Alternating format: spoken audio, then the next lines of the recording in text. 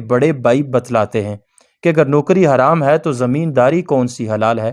ہماری زمین سرکار یعنی ایک ریاست نے ہمارے آباء و اجداد کو بخشش کے طور پر دی تھی، وہ تو تمہارے نظریے کے روح سے حلال آمدنی قطعاً نہیں دے سکتے۔ علاوہ بری اسلام میں زمیندار سسٹم سرے سے ناجائز ہے۔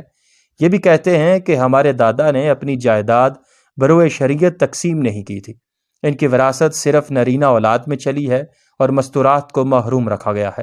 پھر نوکری کو حرام کہنے کے بعد ایسی جائیداد پر کوئی شخص کیسے بسر اوقات کر سکتا ہے؟ جواب ارشاد فرماتے ہیں، یہ کہنا غلط ہے کہ اسلام میں زمینداری سرے سے ناجائز ہے۔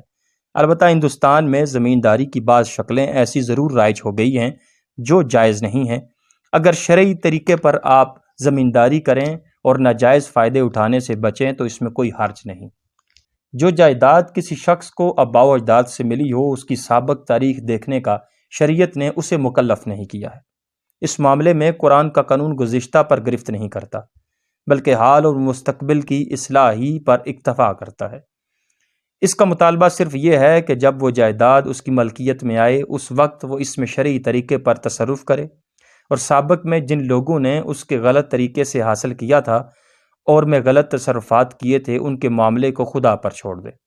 البتہ اگر کوئی چیز آپ کے قبضے میں ایسی ہو جس کے بارے میں آپ کو متعین طور پر معلوم ہو کہ اس میں فلاں فلاں لوگوں کے غصب شدہ حقوق شامل ہیں اور وہ لوگ بھی موجود ہوں، نیز ان کا حصہ بھی متعین طور پر معلوم ہو، تو اپنی حد تک ان کے حقوق واپس کر دیجئے۔